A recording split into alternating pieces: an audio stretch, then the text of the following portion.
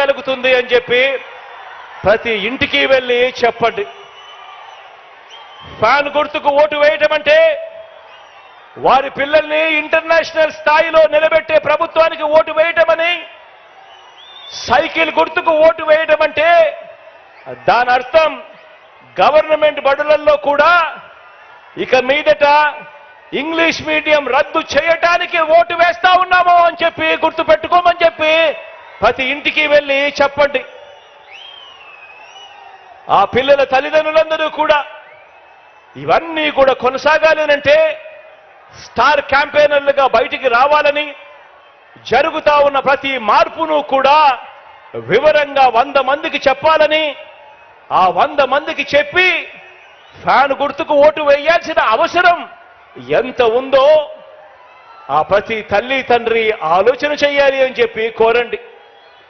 ఈరోజు మీ జగన్ పేరు చెబితే, ఈరోజు మన వైఎస్ఆర్సీపీ పేరు చెబితే అవ్వ తాతలకు, ఆ వితంతువులకు, ఆ అక్క చెల్లెమ్మలకు, ఆ వికలాంగుల అన్నదమ్ములకు, ఆ అక్క చెల్లెమ్మలకు మా జగన్ మా పెన్షన్ అందరికీ ఇచ్చాడు, 1000 నుంచి 3000 రూపాయలు చేశాడు.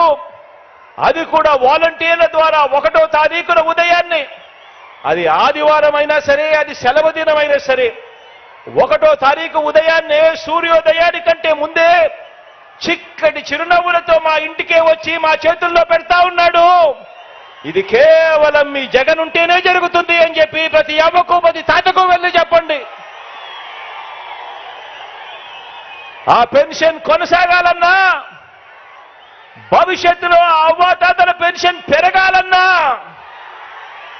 ఆ అవ్వాతాతలు, వికలాంగులు, వితంతు అక్క చెల్లెమ్మలు కొందరికే పెన్షన్ ఇచ్చే రోజులు మళ్ళీ రాకూడదన్నా, లంచాల జన్మభూమి కమిటీలు మళ్ళీ కాటేయకూడదన్నా, మీ ఇంటికి ఆ పెన్షన్ రావాలన్నా, మన వాలంటీర్ల వ్యవస్థ, ఇంటికొచ్చిపోయే మన వాలంటీర్ల వ్యవస్థ కొనసాగాలన్నా వైఎస్ఆర్ కాంగ్రెస్ ప్రభుత్వం, మీ అన్న ప్రభుత్వం మాత్రమే ఆ పని చేయగలదని, ఫ్యాను గుర్తుకు ఓటేస్తేనే ఇవన్నీ జరుగుతాయని, ఇవన్నీ కూడా కొనసాగుతాయని ఇంటింటికి వెళ్ళి చెప్పాల్సిన అవసరం ఎంతైనా ఉంది. ఆ ప్రతి అవ్వను, ఆ ప్రతి తాతను స్టార్ క్యాంపెయినర్గా, ఆ ప్రతి అవ్వ ప్రతి తాత, పెన్షన్ అందుకుంటా ఉన్న ప్రతి వికలాంగ సోదరుడు, ఒక చెల్లెమ్మ, వీరందరూ కూడా బయటకు వచ్చి 100 మందికి చెప్పి జరుగుతా ఉన్న మంచి కొనసాగాలి అంటే కేవలం మీ అన్న ముఖ్యమంత్రిగా ఉంటేనే జరుగుతుంది అని చెప్పి ప్రతి ఇంటికి వెళ్ళి చెప్పాల్సిన అవసరం ఉంది. మీ జగన్ మన వైఎస్ఆర్సీపీ పేరు చెబితే, మీ జగన్ పేరు చెబితే, మన వైఎస్ఆర్సీపీ పేరు చెబితే ఈరోజు గ్రామాల్లో ఉన్న ప్రతి ఒక్కరికి కూడా, పేదరికంలో ఉన్న ప్రతి ఒక్కరికి కూడా, అనారోగ్యంతో బాధపడతా ఉన్న ప్రతి ఒక్కరికి కూడా ఒక విస్తరించిన ఆరోగ్యశ్రీ కనిపిస్తుంది. కొత్తగా 108, 104 వాహనాలు కనిపిస్తాయి.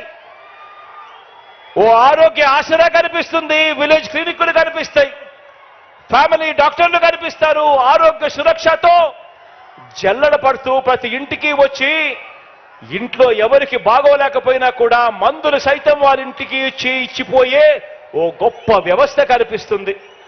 అంతటి కోవిడ్లో కూడా, కష్టకాలంలో కూడా అందించిన మందులు, సేవలు ప్రతి ఒక్కరికి కూడా, ప్రతి ఇంట్లో కూడా గుర్తుకు వస్తాయి.